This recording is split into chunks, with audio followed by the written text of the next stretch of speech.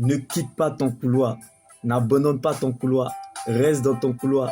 Habite ton couloir. Réside dans ton couloir. Demeure dans ton couloir. À chacun son couloir.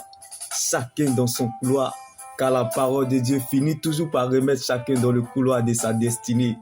J'aime ce que la Bible me dit en Jean 5. Ce monsieur paralysé depuis 38 ans à la piscine de Bethsaïda, il n'avait personne pour le faire descendre dans cette piscine afin qu'il reçoive sa guérison. Bien-aimé, mais ce monsieur ne savait pas que Jésus-Christ allait être en sa direction. Quelqu'un quelque part, mon Dieu le visite, car Dieu réserve toujours une heure pour les mépriser. Je n'ai personne pour me faire descendre dans cette piscine afin que je reçoive ma guérison. Je ne sais pas pour toi. Je ne connais pas ta situation.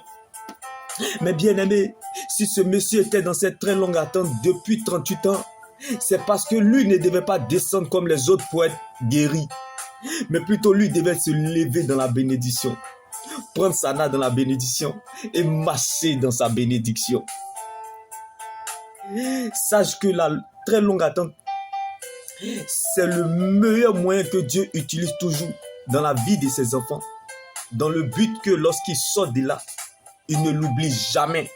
Ce monsieur qui était paralysé est devenu un grand évangéliste. Donc, rien n'arrive sans rien. Dieu ne permet rien pour rien. Dieu ne fait rien pour rien. Il est celui qui voit la fin avant le commencement. Donc, sois sage et patient, car le temps finira par te donner ce qui te revient. Ceux qui sont descendus avant lui pour recevoir la guérison, ils étaient bénis.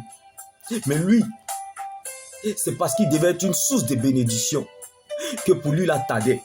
Lui, il n'allait pas descendre comme les autres pour être guéri. On parle de bénédiction. Mais lui, il devait se lever dans la bénédiction.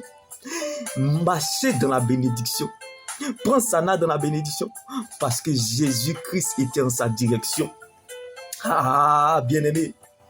Ceux qui sont bénis avant toi, ils t'ont juste dévancé, mais ils ne t'ont pas dépassé. Car toi, tu vas les rattraper et les dépasser à jamais.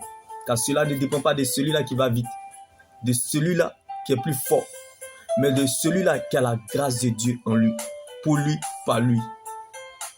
Quand la grâce de Dieu descend dans la vie d'une personne, elle ne lui demande pas ce qu'il a envie de faire ou ce qu'il veut faire, mais plutôt ce que le ciel attend de lui. Dieu fera la différence à ton sujet. Je prie donc que Dieu te donne son repos dans cette très longue attente, comme ce monsieur qui n'avait personne pour le faire descendre dans cette piscine afin de recevoir sa guérison comme les autres. Mais lui, c'est parce qu'il ne devait pas descendre comme les autres pour être guéri. Mais c'est parce que lui devait se lever dans la bénédiction, prendre sa natte dans la bénédiction et marcher dans la bénédiction parce que Jésus-Christ était en sa direction. On ne traverse pas la vallée pour être béni, mais plutôt pour être une source de bénédiction. C'est pour cela ton histoire la tarde. Non, sois sage, car Dieu réserve toujours une heure pour le mépriser. Prépare-toi et réjouis-toi, car bientôt, tu casseras la démarche dans le nom de Jésus-Christ. Si tu ne descends pas comme les autres pour être guéri, c'est parce que toi, tu dois te lever dans la bénédiction, prendre ta natte dans la bénédiction et marcher dans la bénédiction. Si tu veux avoir ce que tu n'as jamais eu, commence à faire ce que tu n'as jamais fait.